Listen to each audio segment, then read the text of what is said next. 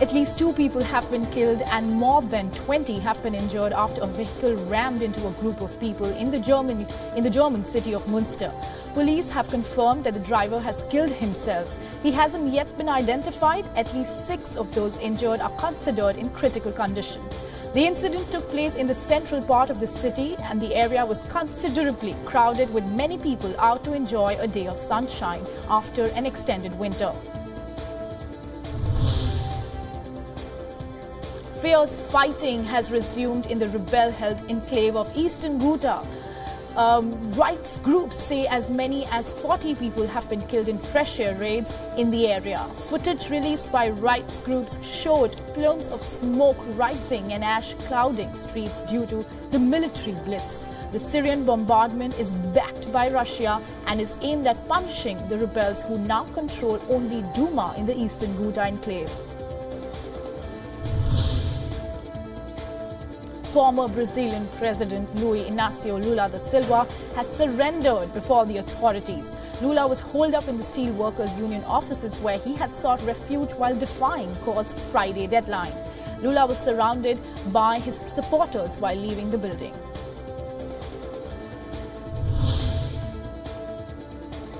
Well, so far 10 Palestinians have been killed while over 1,400 others have been injured. Since Friday, after Israeli troops fired on protesters along the Israel-Gaza border, a Palestinian photojournalist, Yasser Murtaja, was one among the killed after being shot in his abdomen and succumbing in the hospital later, although he was clearly wearing a blue flak jacket with press written on it. A massive crack has appeared in the eastern Kenya, leading to residents fleeing their homes and people worrying if the African continent is splitting in two. Cracks started to appear on Mai Mahiu town's main road after weeks of rain, floods and tremors. The ground became so unstable that many left their homes fearing their house will collapse.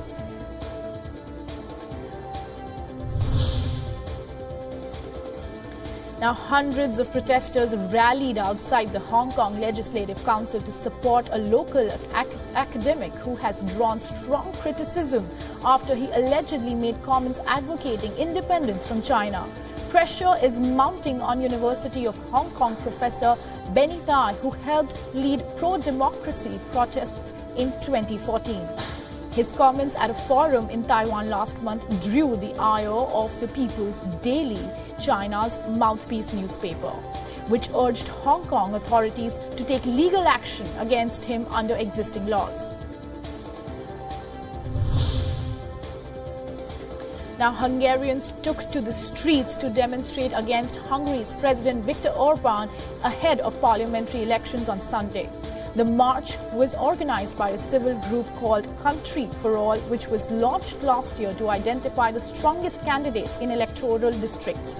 Orban, who is Europe's most outspoken nationalist leader, vowed to protect his nation from quote-unquote the rust of Muslim migrants.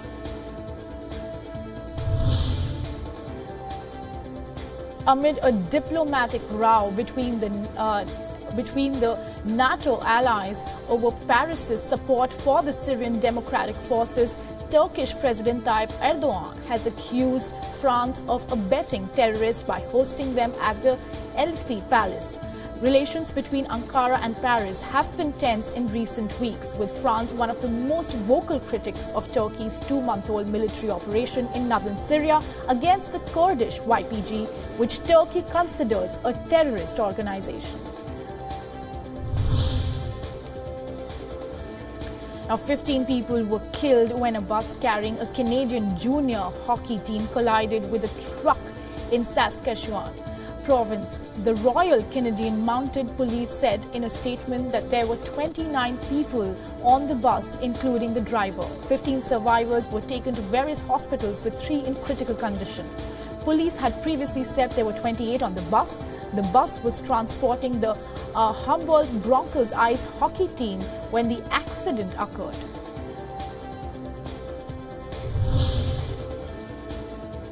The Texas National Guard has begun deploying troops to help secure the state's southern border with Mexico.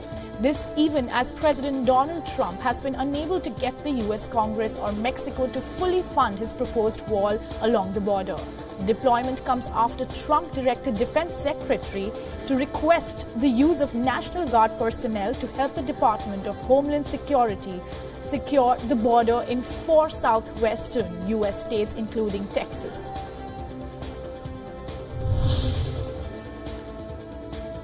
Malaysian Prime Minister Najib Razak announced a manifesto which pledges targeting key voter bases.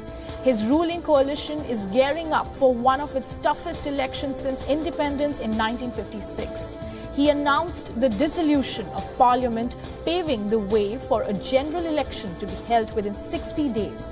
He is under pressure to deliver a strong victory for his ruling Barisan National Pact as he struggles with a multi-billion-dollar financial scandal at a state fund and public anger over rising living costs. Now, Air France employees went on strike again on Saturday over salary demands, prompting flight cancellations that threw off holiday plans for many traveling to and from Paris. Air France said it planned to provide 70% of its scheduled flights on Saturday, as unions called for another strike to push for a wage increase of 6%. This was the 5th day of strike action since February by Air France employees, represented by 10 unions. Now, former Catalan President Carles Puigdemont said that he would remain in Berlin while a German court considers whether to extradite him to Spain on a charge of misuse of public funds. He expressed hope to return to live in Belgium eventually. A German court on Thursday rejected an extradition request for Puigdemont on the more serious charge of rebellion for his role in the campaign for the region's independence that could have resulted in a decades-long jail sentence in Spain.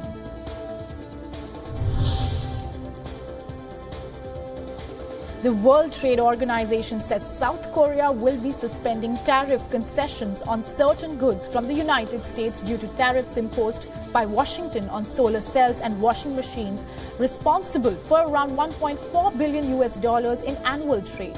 According to a WTO notice, the Republic of Korea notified the Council for a Trade in Goods that it has decided to suspend substantially equivalent concessions and other obligations under the 1994 General Agreement to the Trade of the United States.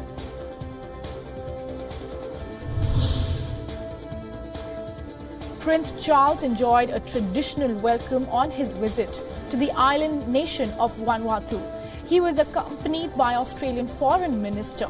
Charles touched down in Port Vila before a meeting with President of Vanuatu, with the pair exchanging gifts. The British royal family visited Vanuatu in 1974 as part of a tour of Commonwealth.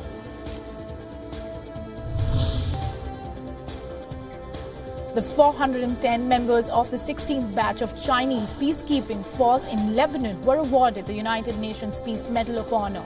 The awards ceremony was held at the camp of the Chinese peacekeeping multifunctional engineer detachment in Hania village in southern Lebanon.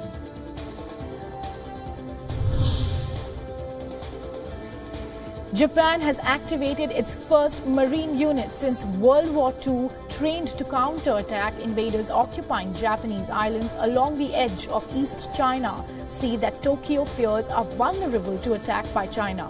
In a ceremony held at military base near Sasebo on the southwest island of Kyushu, about 1,500 members of the Amphibious Rapid Deployment Brigade wearing camouflage lined up outside amid cold, windy weather. The troops then conducted a 20-minute mock public exercise recapturing a remote island from the invaders. A column of white smoke and a string of tremors at the Nevados de Chillán have prompted officials to raise the level of alert ahead of a possible eruption at one of the most active volcanoes in Chile. Surrounded by dense forest and rivers since 2015, the alert level has remained at yellow, the second lowest of 4 levels. But since December, several eruptions of ash have suggested increased activity, prompting officials to raise the alert by 1 level to orange. A fire was reported on the 50th floor at Trump Tower in New York. The local fire department said on its Twitter feed that it was a 3-alarm blaze and there were no immediate reports of injuries. President Donald Trump was in Washington at the time of the incident.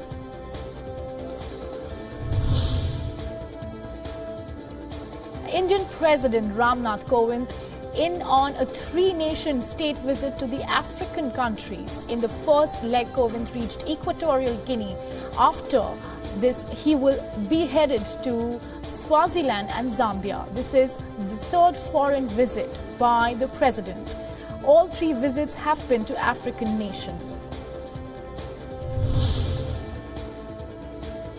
Pakistan has summoned India's Deputy High Commissioner J.P. Singh in Islamabad to protest unprovoked ceasefire violations along the line of control. Pakistan has claimed that unprecedented escalation in ceasefire violations by India is continuing from the year 2017, when Indian forces committed 1,970 ceasefire violations.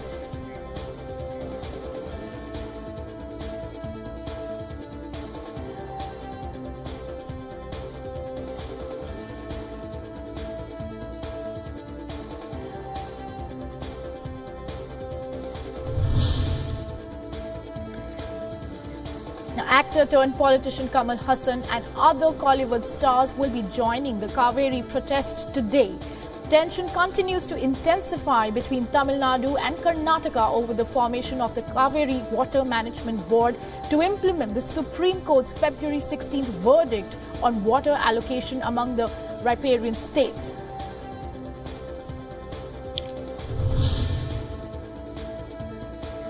Within 48 hours, Indian actor Salman Khan is out of jail on bail in the black buck poaching case. District Judge Ravindra Joshi, who has been transferred, passed the bail order after hearing arguments from lawyers of both sides in a court in Jodhpur yesterday.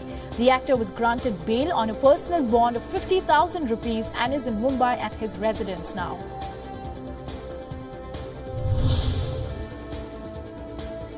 In the Indian state of Andhra Pradesh, an actor carried out a strip protest alleging that some filmmakers had sexually exploited her. The actor had been speaking about casting couch in the regional film industry for some time now. She was escorted away from outside the office of Telugu Film Chamber of Commerce, where she carried out the protest.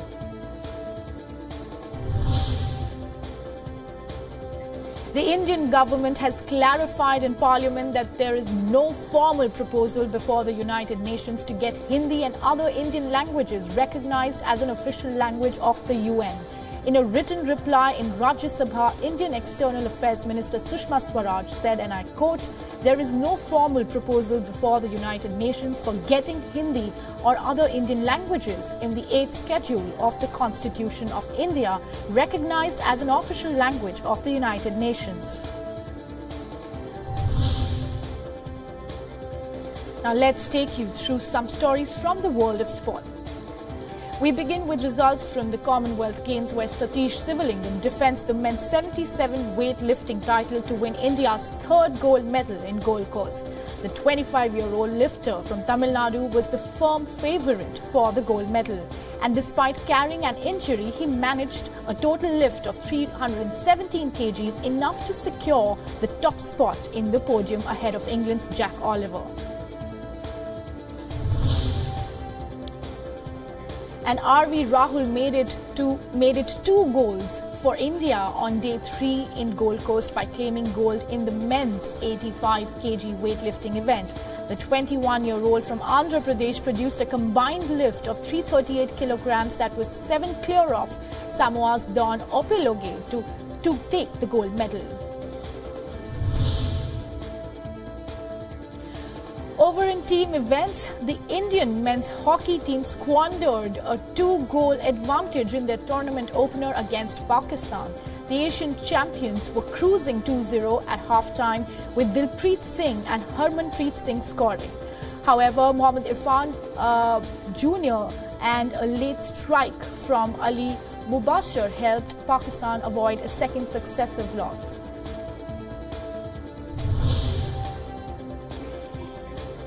In badminton, top seeds India have cruised into the semi-finals of the mixed team event with a 3-0 win against Mauritius.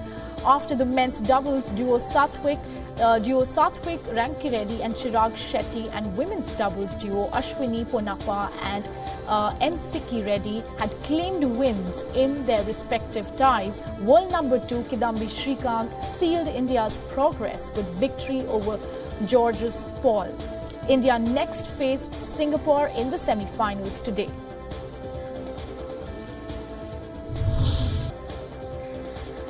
With a 3-day Kunming festival set to end on Sunday, many people across China used the last of their break to visit nearby sites and witness stunning natural views before heading back to work. In East China's Jiangsu province, cherry blossoms are in full bloom at Yangcheng City's Dayangwan Park. In neighboring Zhejiang province, also in East China, blooming peonies welcomed visitors from nearby cities and villages. In Wuning County of East China's Jiangxi province, red flowers and the nearby Green Lake created a picturesque sight, prompting tourists to take photos of the artistic scene.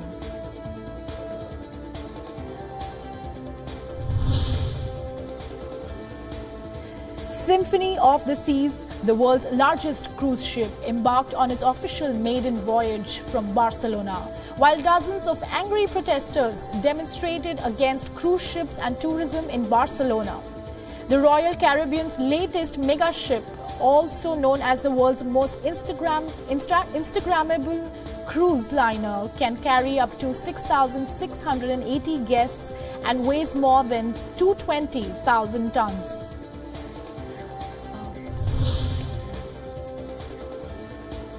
Russian President Vladimir Putin attended Easter Mass led by Patriarch Kirill at Moscow's Christ the Savior Cathedral.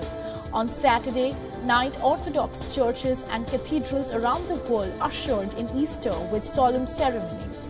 With the arrival of Easter, Lent, a secret fasting period for Orthodox Christians, comes to an end, and believers treat themselves to Easter cakes and eggs that have been forbidden for months.